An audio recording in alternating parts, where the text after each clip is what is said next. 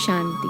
आज 28 अक्टूबर 2024 की बाबा की साकार मुरली है। मुरली के महावाक्य हैं, मीठे बच्चे सद्गुरु की पहली पहली श्रीमत है, देही अभिमानी बनो, देह अभिमान छोड़ दो। प्रश्न है, इस समय तुम बच्चे कोई भी इच्छा व चाहना नहीं रख सकते हो, क्यों? उत्तर है, क्योंकि तुम सब वानप्रस्थी हो। तुम जानते हो इन आँखों से जो कुछ देखते हैं वह विनाश होना है।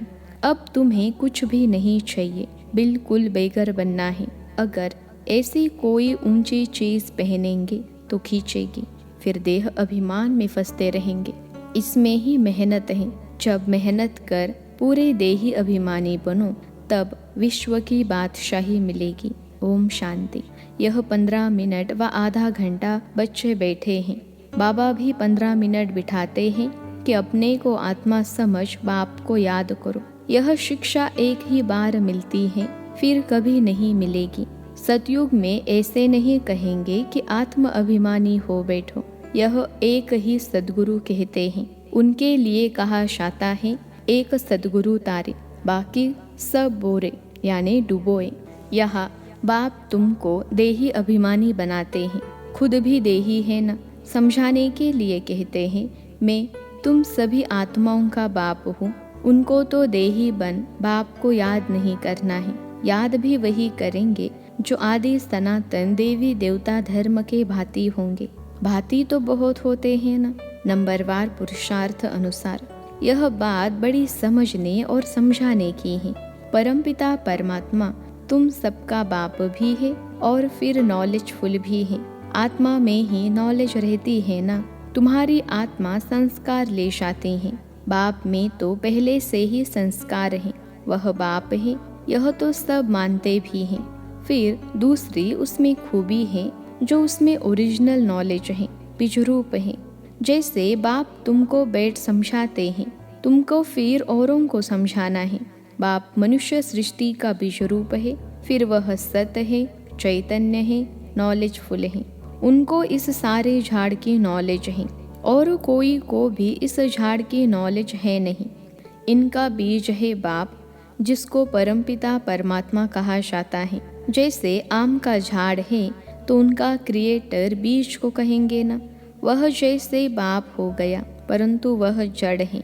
अगर चैतन्य होता तो उनको मालूम रहता ना, मेरे से झाड़ सारा कैसे निकलता है, परंतु वह जड़ है। उसका बीज नीचे बोया जाता है। यह तो है चैतन्य बीजरूप। यह ऊपर रहते हैं। तुम भी मास्टर बीजरूप बनते हो। बाप से तुमको नॉलेज मिलती है। वह है ऊंचते ऊंच पद भी तुम ऊंच पाते हो। स्वर्ग में भी ऊंच पद चाहिए ना, यह मनुष्य नहीं समझते हैं। स्वर्ग में देवी देवताओं की राजधानी है। राजधानी में राजा रानी प्रजा गरीब साहूकार आदि यह सब कैसे बने होंगे? अभी तुम जानते हो आदि सनातन देवी देवता धर्म की स्थापना कैसे हो रही है? कौन करते हैं? भगवान। बाप फिर कहते हैं, बच्चे जो कुछ होता है ड्रामा के प्लान अनुसार, सब ड्रामा के वश हैं। बाप भी कहते हैं, मैं ड्रामा के वश हूँ, मेरे को भी पार्ट मिला हुआ है, वही पार्ट बजाता हूँ। वह है सुप्रीम आत्मा। उनको सुप्रीम फादर कहा जाता है और तो सबको कहा जाता है ब्रदर्स। और कोई को फादर टीचर गुरु नहीं कहा जाता है। वह सबका सुप्रीम बाप भी है, टीचर सदगुरु भी है। यह बातें भूलनी नहीं चाहिए, परंतु बच्चे भूल जाते हैं क्योंकि नंबरवार पुरुषार्थ अनुसार राजधानी स्थापन हो रही है। हर एक जैसे पुरुषार्थ करते हैं वह जड़ स्थूल में भी मालूम पड़ जाता है। यह बाप को याद करते हैं वा नहीं, देही अभिमानी बने हैं वा नहीं, यह नॉलेज में तीखा है, एक्टिविटी से समझा जाता है। बाप कोई को कुछ डायरेक्ट कहते नहीं है, फंक न हो जाए, अफसोस में न पड़ जाए कि यह बाबा ने क्या कहा और सब क्या कहेंगे। बाप बतला सकते हैं कि फलाने फलाने कैसी सर्विस करते हैं, सारा सर्विस पर मदार है।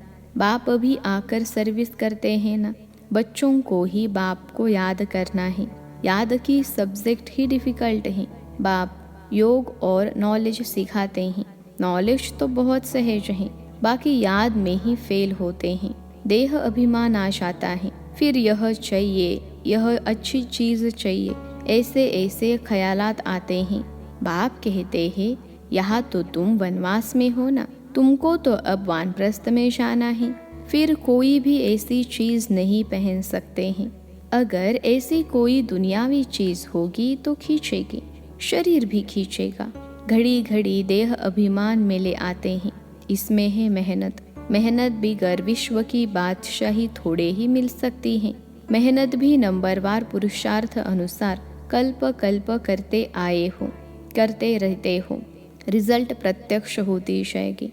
स्कूल में भी नंबरवार ट्रांसफर होते हैं। टीचर समझ जाते हैं फलाने ने अच्छी मेहनत की है, इनको पढ़ाने का शौक है, फीलिंग आती है। उसमें तो एक क्लास से ट्रांसफर हो दूसरे में, फिर तीसरे में आ जाते हैं। यहाँ तो एक ही बार पढ़ना है। आगे चल जितना तुम नज़दीक आते जाएंगे उतना सब मालूम पड़ता जाएगा। यह बहुत मेहनत करनी है, ज़रूर ऊंच पद पाएंगे। यह तो जानते हैं। कोई राजा रानी बनते हैं, कोई क्या बनते हैं, कोई क्या बनते हैं। प्रजा भी तो बहुत बनती हैं। सारा एक्टिविटी से मालूम पड़ता है। यह देह अभिमान में कितना रहते हैं, इनका कितना लव है बाप से। बाप के साथ ही लव चाहिए ना, भाई भाई का नहीं। भाइयों के लव से कुछ मिलता नहीं है। वर्षा सबको एक बाप से मिलना है। बाप कहते हैं बच्चे अपने को आत्मा समझ मुझे याद करो तो तुम्हारे पाप कट जाए। मूल बात ही यह है। याद से ताकत आएगी, दिन प्रतिदिन बैटरी भरती जाएगी, क्योंकि ज्ञान की धारणा होती जाती है ना, तीर लगता जाता है। दिन प्रतिदिन तुम्हारी उन्नति नंबरवार पुरुषार्थ अनुसार होती रहती है। यह एक ही बाप टीचर सद्गुरु हैं जो देही अभिमानी बनने की शिक्षा देते हैं, और कोई दे न सके। और तो सब ही देह अभिमानी। आत्म अभिमानी की नॉलेज कोई को मिलती ही नहीं। कोई मनुष्य बाप टीचर गुरु हो न सके। हर एक अपना अपना पाठ बजा रहे हैं। तुम साक्षी हो, देखते हो। सारा नाटक तुमको साक्षी हो देखना है, एक्ट भी करना है। बाप क्रिएटर डायरेक्टर एक्टर हैं। शिव बाबा आकर एक्ट करते हैं। सबका बाप है ना। बच्चे अथवा बच्चियाँ सबको आकर वर्षा देते हैं। एक बाप है, बाकी सब है आत्माएं भाई भाई। वर्षा एक बाप से ही मिलता है। इस दुनिया की तो कोई चीज़ बुद्धि में याद नहीं आती है। बाप कहते हैं जो कुछ देखते हो यह सब विनाशी है। अभी तो तुमको घर जाना है। वो लोग ब्रह्म को याद करते हैं, गोया घर को याद करते हैं, समझते हैं ब्रह्म में लीन हो जाएंगे। इसको कहा जाता है अज्ञान। मनुष्य मुक्ति जीवन मुक्ति के लिए जो कुछ कहते हैं वह रॉन्ग, जो कुछ युक्ति रचते हैं सब है रॉन्ग। राइट रास्ता तो एक ही बाप बतलाते हैं। बाप कहते हैं हम तुमको राजाओं का राजा बनाता हूँ ड्रामा प्लान अनुसार। कई कहते हैं हमारी बुद्धि में नहीं बैठता। बाबा हमारा मुख खोलो, कृपा करो। बाप कहते हैं इसमें बाबा को तो कुछ करने की बात ही नहीं है। मुख्य बात है तुमको डायरेक्शन पर चलना है। बाप का ही राइट डायरेक्शन मिलता है, बाकी सब मनुष्यों के ही रॉन्ग डायरेक्शन, क्योंकि सब में 5 विकार है ना। नीचे ही उतरते उतरते रॉन्ग बनते जाते हैं। क्या क्या रिद्धि सिद्धि आदि करते रहते हैं, उनमें सुख नहीं है। तुम जानते हो यह सब अल्पकाल के सुख हैं। उनको कहा जाता है काग विष्टा समान सुख। सीढ़ी के चित्र पर बहुत अच्छी रीति समझाना है और झाड़ पर भी समझाना है। कोई भी धर्म वाले को तुम दिखा सकते हो तुम्हारा धर्म स्थापन करने वाला फलाने फलाने समय पर आता है, क्राइस्ट फलाने टाइम आएगा। जो और धर्मों में कन्वर्ट हो गए हैं उन्हों को यह धर्म ही अच्छा लगेगा, फट निकल आएंगे। बाकी कोई को अच्छा नहीं लगेगा तो वह पुरुषार्थ ही कैसे करेंगे। मनुष्य को फांसी पर चढ़ाते हैं। तुमको तो एक बाप की ही याद में रहना है। यह बड़ी मीठी फांसी है। आत्मा की बुद्धि का योग है बाप की तरफ। आत्मा को कहा जाता है बाप को याद करो, यह याद की फांसी है। फादर तो ऊपर रहते हैं ना, तुम जानते हो हम आत्मा हैं, हमको बाप को ही याद करना है। यह शरीर तो यहाँ ही छोड़ देना है। तुमको यह सारा ज्ञान है। तुम यहाँ बैठ क्या करते हो? वाणी से परे जाने के लिए पुरुषार्थ करते हो। बाप कहते हैं सबको मेरे पास आना है, तो कालों का काल हो गया ना।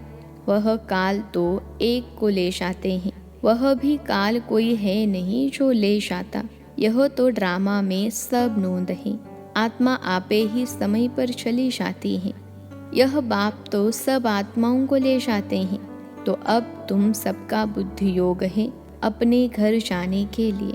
शरीर छोड़ने को मरना कहा जाता है। शरीर खत्म हो गया, आत्मा चली गई।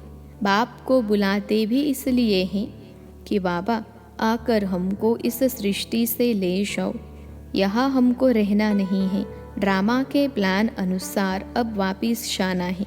कहते हैं बाबा यहाँ अपार दुख है, अब यहाँ रहना नहीं है। यह बहुत छीछी दुनिया है, मरना भी जरूर है। सबकी वानप्रस्थ अवस्था है, अभी वाणी से परेशाना है। तुमको कोई काल नहीं खाएगा, तुम खुशी से जाते हो। शास्त्र आदि जो भी है वह सब भक्ति मार्ग के हैं, यह फिर भी होंगे। ड्रामा की यह बड़ी वंडरफुल बात है। यह टेप, यह घड़ी, जो कुछ इस समय देखते हो वह सब फिर होगा। इसमें मूंझने की कोई बात ही नहीं है। वर्ल्ड की हिस्ट्री, ज्योग्राफी रिपीट का अर्थ ही है हुबहू रिपीट। अभी तुम जानते हो हम फिर से 100 देवी देवता बन रहे हैं, वही फिर बनेंगे। इसमें ज़रा भी फर्क नहीं पड़ सकता है। यह सब समझने की बातें हैं। तुम जानते हो वह बेहद का बाप भी है, टीचर सदगुरु भी है। ऐसा कोई मनुष्य हो न सके। इनको तुम बाबा कहते हो, प्रजापिता ब्रह्मा कहते हो। यह भी कहते हैं मेरे से तुमको वर्षा नहीं मिलेगा। बापू गांधी जी भी प्रजापिता नहीं था ना। बाप कहते हैं इन बातों में तुम मूंझो मत। बोलो हम ब्रह्मा को भगवान व देवता आदि कहते ही नहीं हैं। बाप ने बताया है बहुत जन्मों के अंत में वानप्रस्थ अवस्था में मैं इनमें प्रवेश करता हूँ, सारे विश्व को पावन बनाने के लिए। झाड़ में भी दिखाओ, देखो एकदम पीछाड़ी में खड़ा है। अब तो सब तमो प्रधान जड़ जड़ीभूत अवस्था में है ना। यह भी तमो प्रधान में खड़े हैं, वही फीचर्स हैं। इसमें बाप प्रवेश कर इनका नाम ब्रह्मा रखते हैं। नहीं तो तुम बताओ ब्रह्मा नाम कहाँ से आया? यह है पतित, वह है पावन। वह पावन देवता ही फिर 84 जन्म ले पतित मनुष्य बनते हैं। यह मनुष्य से देवता बनने वाला है। मनुष्य को देवता बनाना यह बाप का ही काम है। यह सब बड़ी वंडरफुल समझने की बातें हैं। यह वह बनते हैं सेकंड में, फिर वह 84 जन्म ले यह बनते हैं। इनमें बाप प्रवेश कर बैठ पढ़ाते हैं, तुम भी पढ़ते हो। इनका भी घराना है ना। लक्ष्मी नारायण राधे कृष्ण के मंदिर भी हैं, परंतु यह किसको भी पता नहीं है। राधे कृष्ण पहले प्रिंस प्रिंसेस हैं, जो फिर लक्ष्मी नारायण बनते हैं। यह बेगर टू प्रिंस बनेंगे, प्रिंस तो बेगर बनते हैं। कितनी सहज बात है। 84 जन्मों की कहानी इन दोनों चित्रों में है। यह वह बनते हैं, युगल है, इसलिए 4 भुजा देते हैं। प्रवृत्ति मार्ग है ना। एक सदगुरु ही तुम्हें पार ले जाते हैं। बाप कितना अच्छी रीति समझाते हैं। फिर दैवी गुण भी चाहिए। स्त्री के लिए पति से पूछो व स्त्री से पति के लिए पूछो तो झट बताएगी इनमें यह खामियां हैं, इस बात में यह तंग करते हैं। या तो कहेंगे हम दोनों ठीक चलते हैं, कोई किसको तंग नहीं करते हैं। दोनों एक दो के मददगार साथी होकर चलते हैं। कोई एक दो को गिराने की कोशिश करते हैं।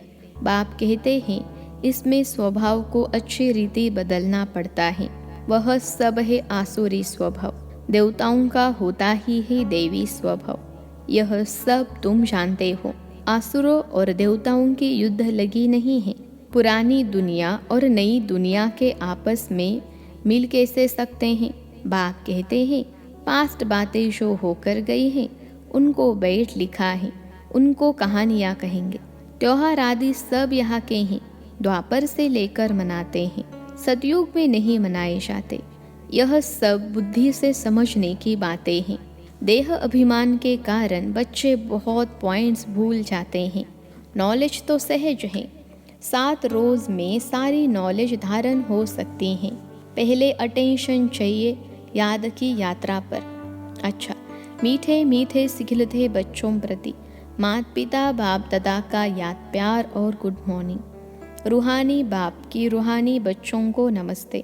हम रूहानी बच्चों की सिखलते रूहानी माता पिता बाप दादा को याद प्यार, गुड मॉर्निंग और नमस्ते बाबा नमस्ते। धारणा के लिए मुख्य सार पहली पॉइंट है, इस बेहद नाटक में एक्ट करते हुए सारे नाटक को साक्षी होकर देखना है। इसमें मूंझना नहीं है। इस दुनिया की कोई भी चीज़ देखते हुए बुद्धि में याद न आए। दूसरी पॉइंट है, अपने आसुरी स्वभाव को बदल दैवी स्वभाव धारण करना है।